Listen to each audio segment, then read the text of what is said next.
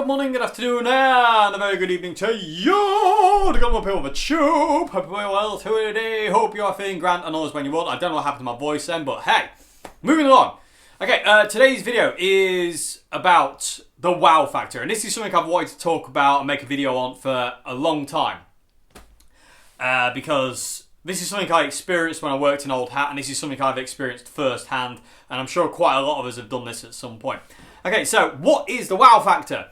And why do you have to be wary of it and afraid of it? And beware of the wow factor. Okay, the wow factor is basically when you go into a shop to buy a new pedal or an amp or a guitar, whatever, you know, something musical. The wow factor is something that steers you in the wrong direction. One of the examples that I can think of is when I worked in Old Hat Guitars. Being a vintage guitar shop, it had a multitude of gorgeous old guitars. Not all of them were great, but there's one that sticks out in my mind that was particularly rubbish, but everyone, because of the wow factor, as soon as they picked it up, thought it was like the best thing in the world. The best thing since sliced bread. And what it was it was a Gibson ES335 made in 1959. So it had 59 PAFs, and it had the magical number of 959. Yes, it wasn't a Les Paul, but it's still that magical year of 1959. So it had the same pickups that a 59 Les Paul would have, the PAFs. Okay, so this guitar was tobacco sunburst, had its original case, original frets. The only thing we had to change was the machine heads, because the original machine heads, they started to disintegrate. Original Gibson machine heads go like earwax when they get old. It's really weird and they just like disintegrate, so we had to replace them. But other than that, the guitar was totally stock bone original. Okay, right, and the problem with this guitar was it wasn't actually any good. But when everyone picked it up and you said to them, that's a 59 335, everyone went, wow, this is the best guitar I've ever played. This is the best 335 I've ever seen, played, heard in general. And I did as well. When I first tried it, I was like absolutely blown away by it. It's like, this is absolutely amazing. It's absolutely amazing. But after a while of living with that guitar, you start to realise once that kind of like once the wow factor dies down, you come down to a more neutral level, looking at the instrument and taking like in consideration what it does, what it doesn't do. Is it actually that good?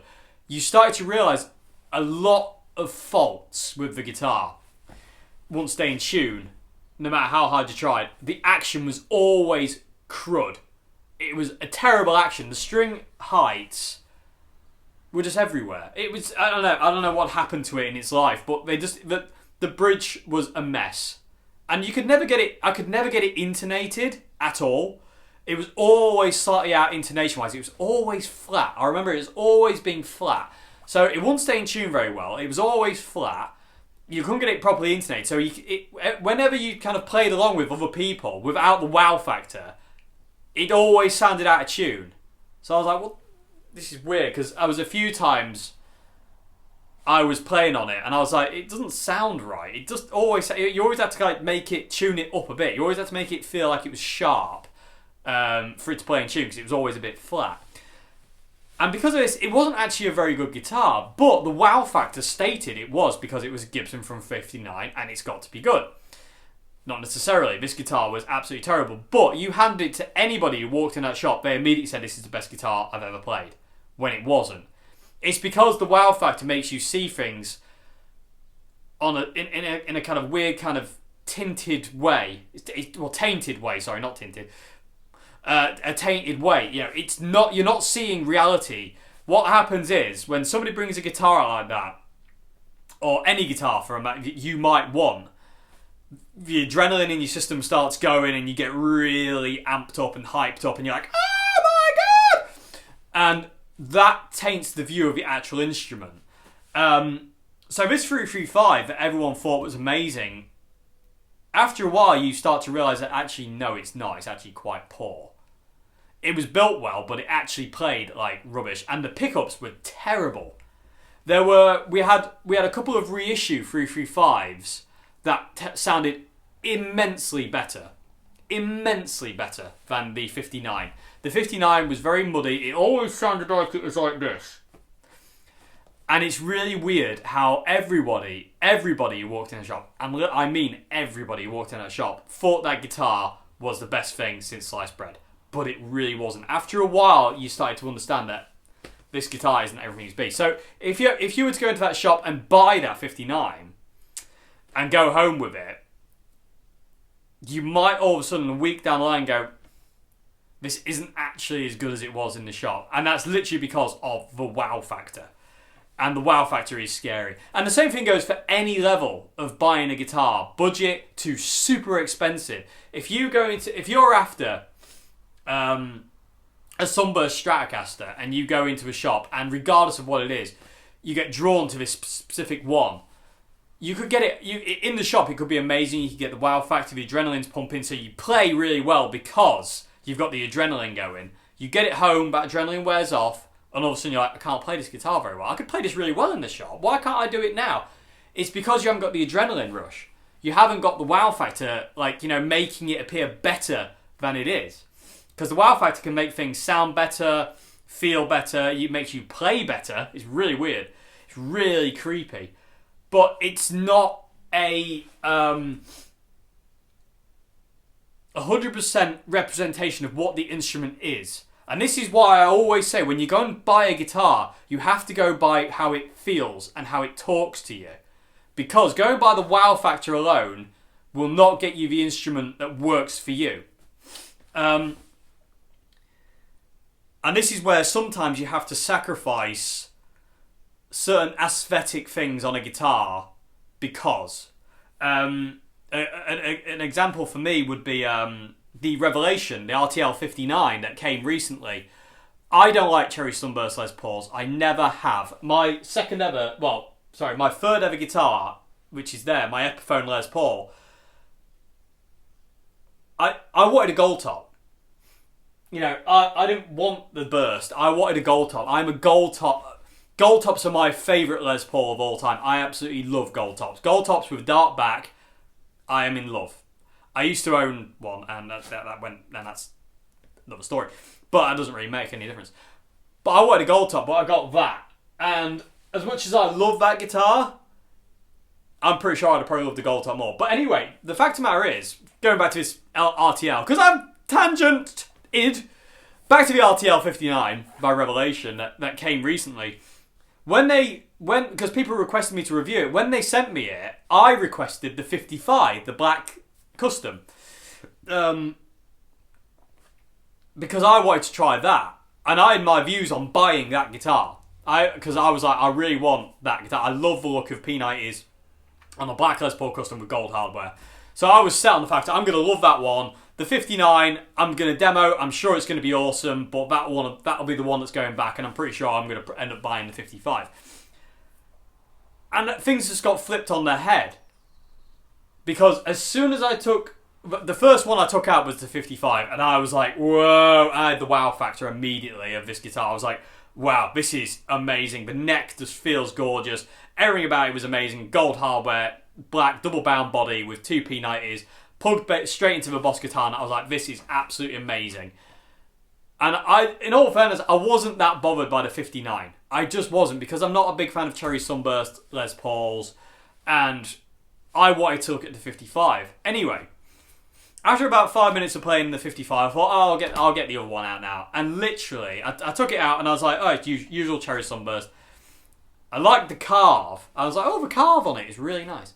And I plugged it in, and within literally 2 seconds of playing that 59, the RTL 59, it literally spoke to me more than any of the other Les Pauls I've got. And it's really creepy. When you feel it, it's really creepy. And I was just playing it, and I was like, what's going on here? What is going on here? This feels really good. And it's because I didn't have the wow factor clouding my judgment, because I wasn't actually, if I'm being perfectly honest, I was interested in it, but not as much as the 55. I was totally blown away by the 55, and I just wanted to play the 55. But as soon as I picked up that 59, I was like, wow, this has got something. And I was like, it just literally, like, I was playing it, I was sat where I am now, actually, and the katana's over there, and I was sat playing it, and I'm playing it, and playing it, and playing it, and all of a sudden an hour had gone by, and I was like, what? I've been playing this guitar for an hour. Like, where did that time go? And that's the thing, because I created a bond with this instrument straight off the bat, but it wasn't something I was ever going to...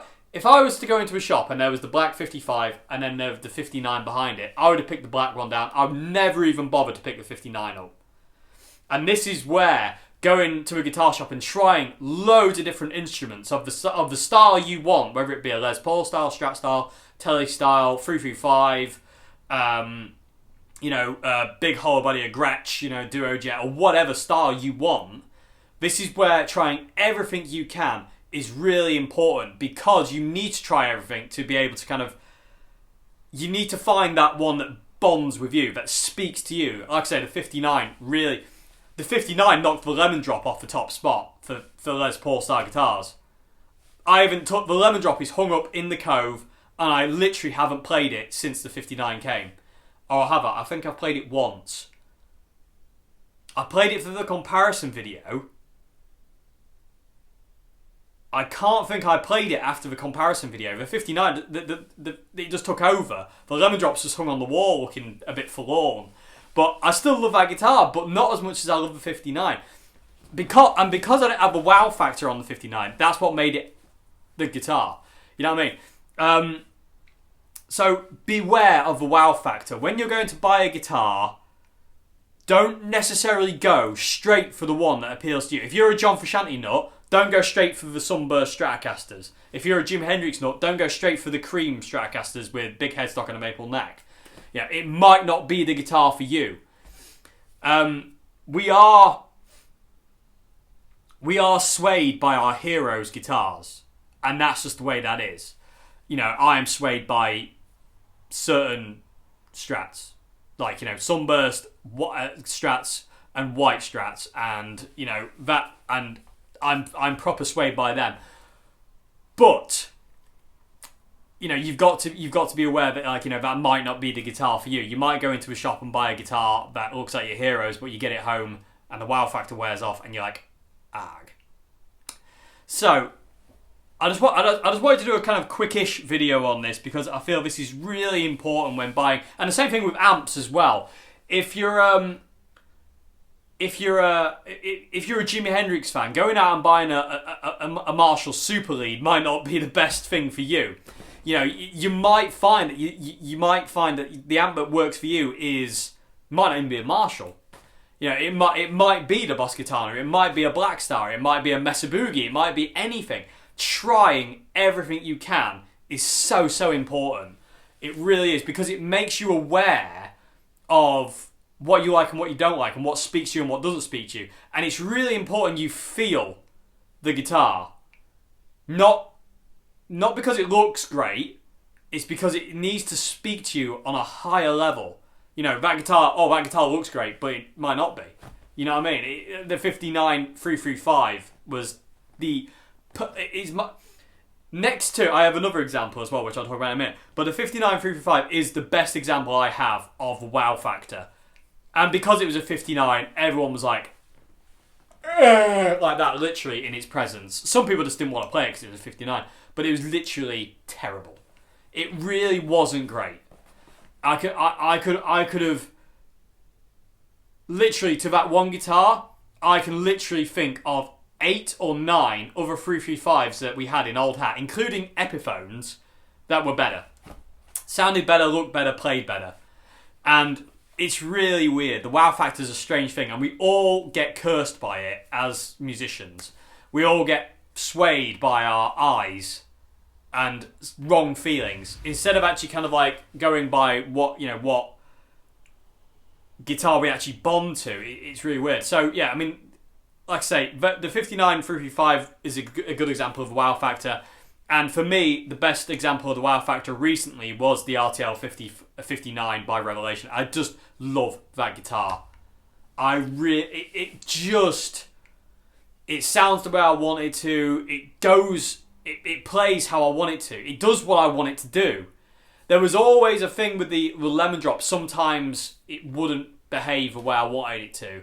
And I was forever tweaking that guitar, like, you know, look-wise, pick-up covers off, on. I was forever tweaking that guitar. I have literally no desire to do anything to the 59 simply because I'm terrified of altering it. You know, the only thing I've done is restring it. That's the only thing I've done. Other than that, I daren't touch it. I daren't touch the pickup heights. I daren't touch the way the bridge is set. I daren't touch anything. I don't want to touch the truss rod. I don't have to at this point in time. I literally don't want to touch anything on that guitar because I'm terrified of ruining the magic that guitar has. And it's possible to tweak your guitar out of being good. Joe Bonamassa, I was watching Joe Bonamassa's most recent rig rundown on Premier Guitar a couple of months back when it came out. And Joe Bonamassa was saying, like, if you like a guitar in the shop, and this is bearing in mind, like, be careful of the wow factor, don't go home and immediately start modding it, because you can tweak yourself out of it being good. You know, you can actually make the guitar crap by messing with it. Like, you know, if you go and buy a Strat in a shop, and it sounds great in the shop, you like the way it plays, you like the pickups, you like everything about it, and you go home and immediately take the original pickups out, put some other ones in, change the pots, change the strings, change the machine heads, and all of a sudden the guitar's not the same. And you go, oh, it's not as good as it was. You know, that's what happens. I think he spoke about Eric Johnson, because Eric Johnson is like, he's the weirdest guy in the world when it comes down to guitar tweaking. Eric Johnson's scared to do certain things to his guitar, like take them apart, because some point in his life he's took a guitar apart, put it back together, and it's not the same. And I've done that as well. I when I refinished my vintage V6 Icon that was white, I had the whole guitar apart, and when I put it back together again, it wasn't the same. And it was good, but it didn't feel the same. So you've got to be super, super careful of what you're doing. And again, the wow factor is a massive part of this. Like, you know, you've got to be so careful. It's like, you know, I've heard that these pickups are the best SSL1s by Simon Duncan. I've heard these pickups are the best pickups for this sound. And you get them and you put them in your guitar and all of a sudden it doesn't sound as good as it did with the originals. That's the wow factor as well. So you've got to be so careful of the wow factor. This video is actually a lot longer than I thought it'd be. But the wow factor is super... You've got to be super aware of it because you can buy things with an adrenaline rush, which is the wow factor, get it home and go... And it can be literally like that as well. It can literally make you despair because I've been there a few times. I bought multiple different guitars and pedals and amps, got them home and gone, this is not working. It sounded great in the shop, or sounded great in this person's house I bought it from, or that person made it sound great on YouTube. Why doesn't it sound great now? It's because it doesn't necessarily work for you. Because we're all individual and we're all different. We all perceive sound and things in different ways. We have to find our individual likes and dislikes. And that's sometimes quite long and drawn out, and it can take time, and it can really be a bit of a nuisance sometimes, especially when I just want this. Why can't I get this? You know what I mean? Because we've all been there. I want to sound like that. Why don't I sound like that? I've got all the gear. Why can't I sound like that? It's because what you've got might not necessarily be speaking to you on that higher level, and you bought it with the wow factor when somebody said, this is what you need to buy. You know what I mean? It might not work for you. Just because somebody said, including me, this is the best thing in the world, doesn't necessarily make it so. I love a Boss guitar, and I would recommend it to the cows come home. And the same thing with the Marshall MG and the CR120. But because I recommend it, doesn't necessarily mean it's going to work for you. You've got to try everything to find what works for you. You know, what works for somebody and is the best thing in the world for somebody might be the worst thing in the world for you. And it's gone really dark, and I think it's about to absolutely hammer it down with rain, which is really cool because I love the rain. So yeah, so be aware of the wow factor. Be aware of it. It's really, really... I really can't stress the wow factor importance enough because it's really dangerous. It can really lead you down the wrong road if you let it. So what you've got to try and do is approach things when you're buying things from the most neutral standpoint you can. So when you're going to a guitar shop, say you're after a black Les Paul model of any description, any price point, it doesn't matter, and there's a black Les Paul on the wall and a Cherry Sunburst Les Paul on the wall, and you don't like Cherry Sunburst, don't dismiss it just because of its look. Try them both, because you never know. That Cherry Sunburst Les Paul copy or original or whatever might be your best friend for life. My white Strat is not the guitar I went to buy that day. My white Strat is literally the guitar you couldn't pry out of my cold, dead hands. You literally couldn't do it because... Well, I'll tell you the story. When I went to buy that guitar, I didn't go to buy it. I went to buy the Kurt Cobain Jag Stang that was in the window. That's the guitar I wanted, that's the guitar I'd saved up for, and that's the one I wanted. And I walked into the shop and I was like, I'm here to buy the Kurt Cobain Jag Stang. Here's the money. I'll be on my way now. Thank you very much. Walked in and I said those pretty much exact words. Not in that weird way though. That'd have been freaky. The shop owner would have been like, bye, you weirdo. Anyway, I walked in and I said, I'm here to buy the Jag Stang. And he was like, sold. And I was like, no! It's literally like, like the world had caved in on me, and I was like, I really wanted that guitar, and I thought, you know what, I'm gonna look around. And I'd been in the shop a million times and I'd never seen my white Strat. Anyway, I went down the line of guitars and I was like, and I remember this so clearly. My white Strat was at the back at a row of guitars. It was the one right at the end, and it was actually hidden by a 50s reissue. It was a Tobacco Burst, a two-tone Sunburst, which is kind of Tobacco Burst in a way. Strat was in front of it, and it was blocking it. The way the guitar hangers were, it was blocking the white Strat. And Anyway, I was going down the line and I was like, oh, that looks pretty cool. And taking a few off and strumming them and I'm like, yeah, it's alright. And I got to the 50s reissue and I was like, oh, that's nice. I like that. And then I was like, what's that behind it? And there it was. You know, my white Strat. And I was like, what's that? And picked it up and I was like, 60s reissue. You know, I didn't think anything of it. And I was like, oh. And it felt funny. I was like, oh, looks, it's white, mint green scratch plate.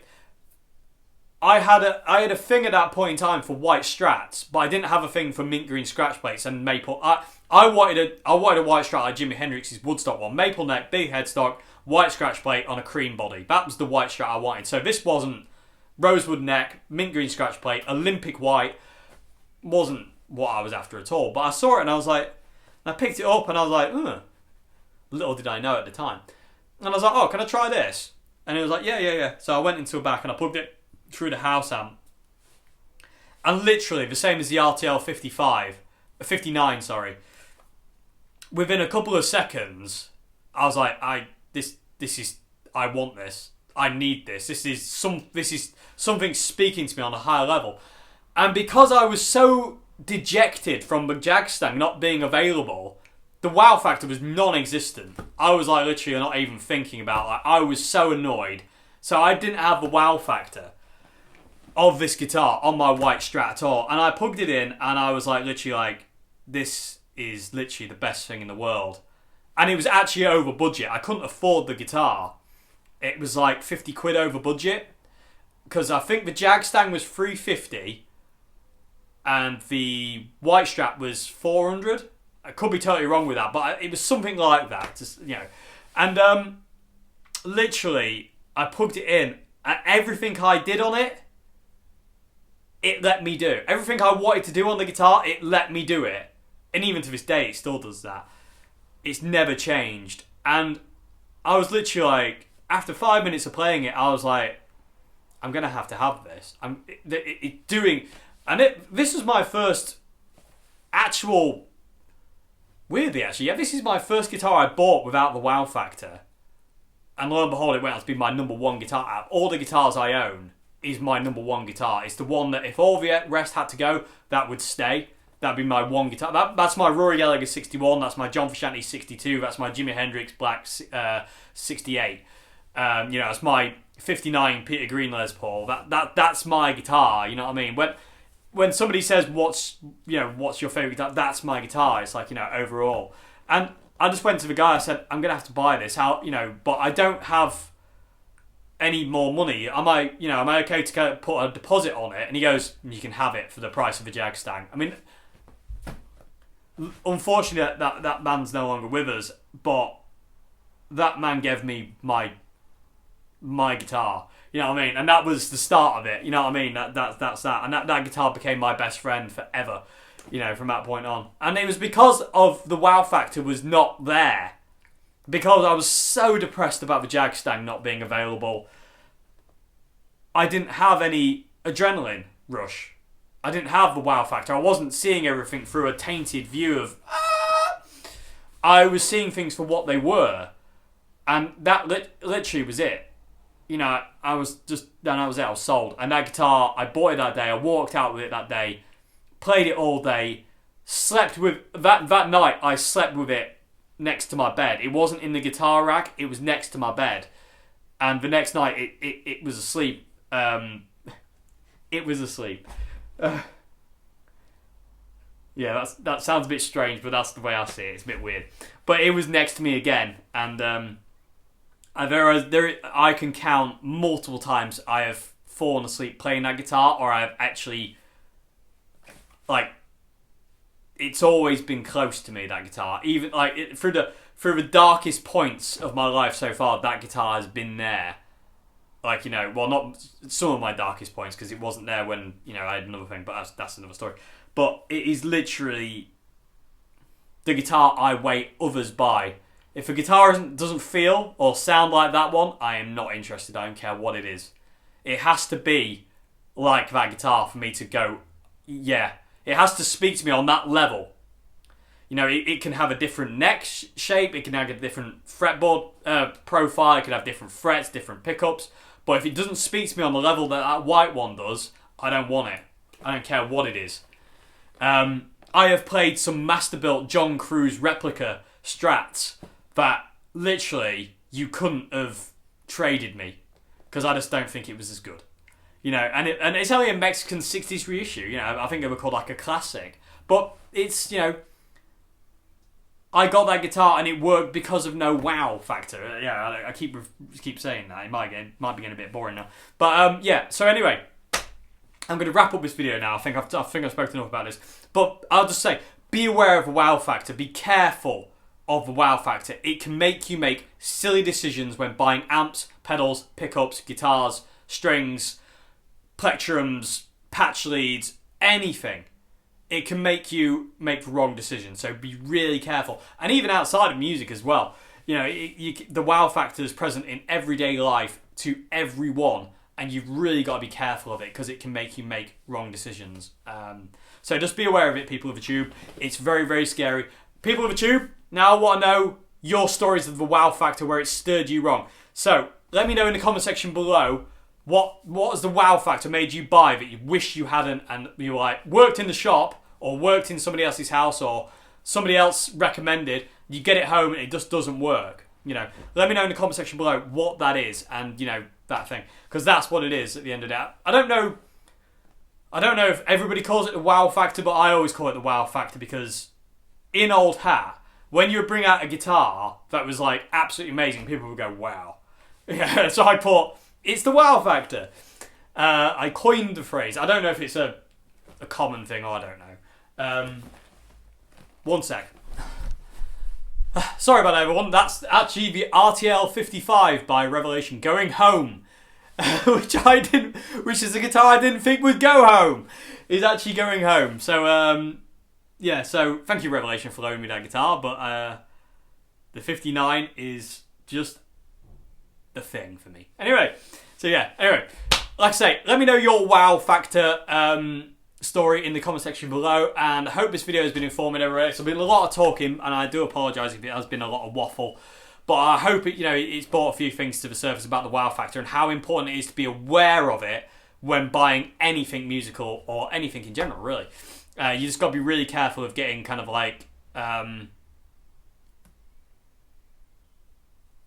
swayed by it, because you can get swayed and you can end up buying something and you're like, oh dear. You know, I wish I hadn't bought that. You know, I'm sure we'll all do it at some point in our life for one thing or another. I've done it multiple times, and it wasn't until I was aware of it I was like, right, got to be careful of that. So when I buy something now, I'm so aware that like it might not be the right thing I'm buying. You know, and there's so many times in my life I've been proven wrong. Like I say, the Revelation RTL 55 to 59 and like, you know, certain other guitars I've bought, and amps I've bought over the years where I'm like, ah dear.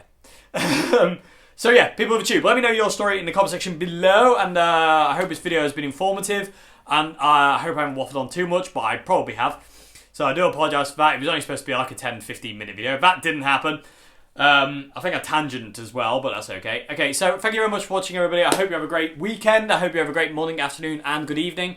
And I'll see you again on Monday for another video. Have a great morning, afternoon, good evening. I'm losing my voice. I'm